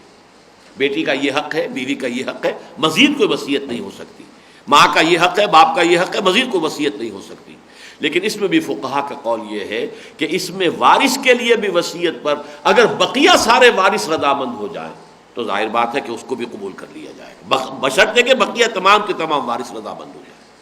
لیکن یہ کہ یہ ہے قانون کے جو بعد میں صرف اس حد تک برقرار رکھا گیا کہ 1/3 کی حد تک وصیت جو ہے وہ نافذ العمل ہوگی، اس سے زائد نہیں۔ کتب علیکم اذا حضر احدکم الموت ان ترک خیرا الوصیۃ للوالدین والاقربین بالمعروف، معروف طریقے پر۔ اس کی میں وضاحت کر چکا ہوں کہ ایسا بھی نہیں ہونا چاہیے کہ وصیت جو ہے وہ ساری کی ساری والدین کے نام، یا ساری کسی بھائی کے نام، یا ساری جو ہے کسی اور کے نام، نہیں، بلکہ یہ کہ اس کے اندر ایک معقول، معروف کا لفظ جو ہے قرآن مجید کی اصطلاح ہے، وہ چیز کہ جو سب کے نزدیک جو ہے سمجھ میں آئے کہ ہمیں بات صحیح ہے، معقول بات ہے، یہ بات واقعتاً ہمارا جو بھی ہماری عقل کہتی ہے، ہماری جو بھی سمجھ ہے، فہم ہے، اس کے مطابق یہ بات صحیح معلوم ہوتی ہے، یہ معروف ہے۔ تو معروف طریقے پر وصیت کرنا، تاکہ یہ کہ یہ بالکل محتاج نہ رہ جائیں، پیچھے ان کی دیکھ بھال کرنے والا کوئی نہ ہو۔ اب ایک شخص ہے، اس کی 4 بیویاں تھیں، اولاد فرض کیجئے صرف ایک بیوی سے ہے، وہ ساری کے ساری جو ہے وراثت جو ہے اس کی وہ اولاد لے کر بیٹھ گئی، وہ 3 بیویاں جو باقی ہیں بیچاری، ان کو کیا ملا؟ کچھ نہیں۔ اب ان کا سہارا کون ہوگا؟ اس لیے یہ ساری چیزیں جو ہے اس معاشرے کے اندر کے جو ناانصافیاں ہو رہی تھیں، بلکہ وہاں تو یہاں تک ہو رہا تھا کہ کچھ لوگ ایسے بھی تھے جو اپنی سوتیلی ماؤں کو اپنے گھر میں بیویوں کے حصے سے ڈال لیتے تھے۔ یہ بھی وراثت ہے ہمارے باپ کی، یہ گویا کہ وہ کنیزوں کی شکل ان کی ہو گئی، اور وہ بھی، اور اس کو وہ نکاح مخت کہتے تھے، حالانکہ کہتے تھے بہت برا نکاح ہے، بہت بری بات ہے یہ، لیکن تھا، رواج تھا، جس کو کہ پھر یہ کہ قرآن مجید نے سورہ نساء میں آ کر اس کا راستہ بند کیا کہ یہ چیز جو ہے یہ بہت بری ہے، صاف یہ بہت برا راستہ ہے، مقتا، اللہ تعالیٰ کے غضب کو بھڑکانے والی شے۔ تو فرمایا کتب علیکم اذا حضر احدکم الموت ان ترک خیرا الوصیۃ للوالدین والاقربین بالمعروف حقا علی المتقین۔ اب یہ کتب علیکم میں بھی زور موجود تھا، وجوب، فرضیت، لازم، لیکن مزید تشویق اور ترغیب کے لیے کہ اس میں غفلت نہ کرنا۔ حقا علی المتقین، یہ حق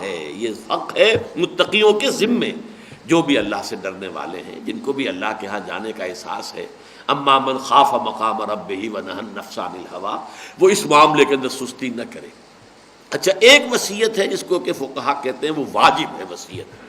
آپ کے ذمے کوئی قرض ہے، آپ نے دینا ہے، اس کی وصیت واجب ہوگی آپ پر، اب بھی واجب ہوگی، وصیت کرنا واجب ہوگا۔ چاہے وصیت کرنا عام، اس حکم کا جو عموم ہے وہ ختم ہو چکا ہے، لیکن یہ ہے کہ جو بھی کسی شخص کو حج نہیں کر سکا ہے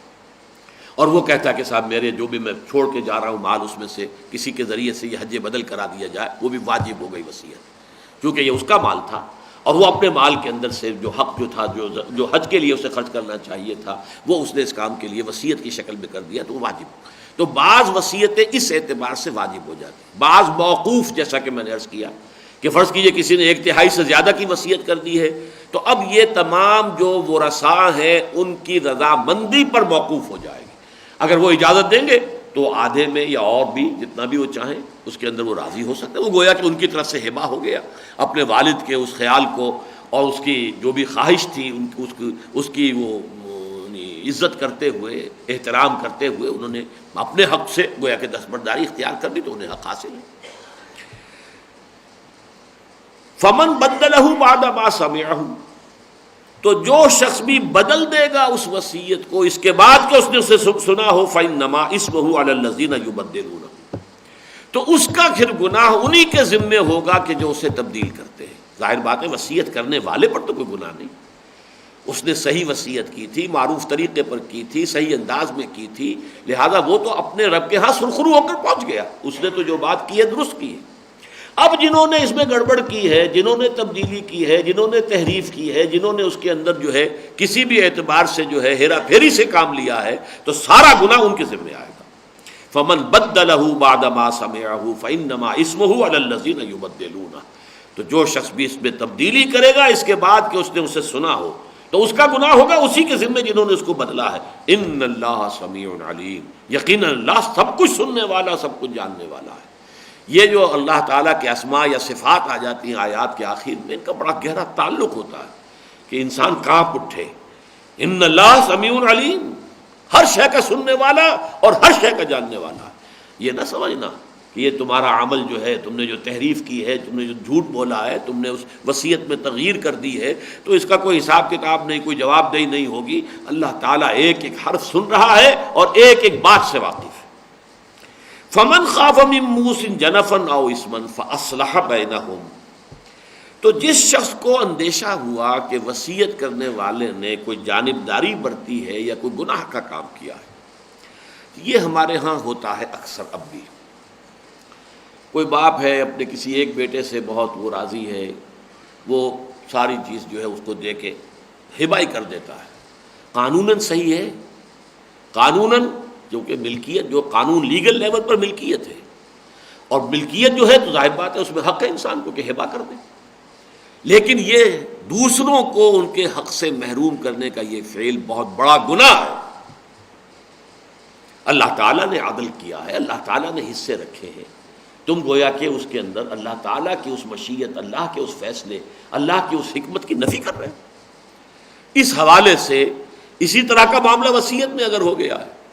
وصیت یعنی اب یہاں پر تصور یہ دیا جا رہا ہے کہ وصیت کو اتنا سیکروسینٹ نہ سمجھو، اتنا سیکریٹ نہ سمجھو کہ یہ مقدس سے ہے، بس یہ تو حرف آخر ہے، اب مرنے والا کہہ گیا ہے، اب کیا کرے، اب تو کچھ تبدیلی ہو ہی نہیں سکتی۔ نہیں، ایسی بات نہیں۔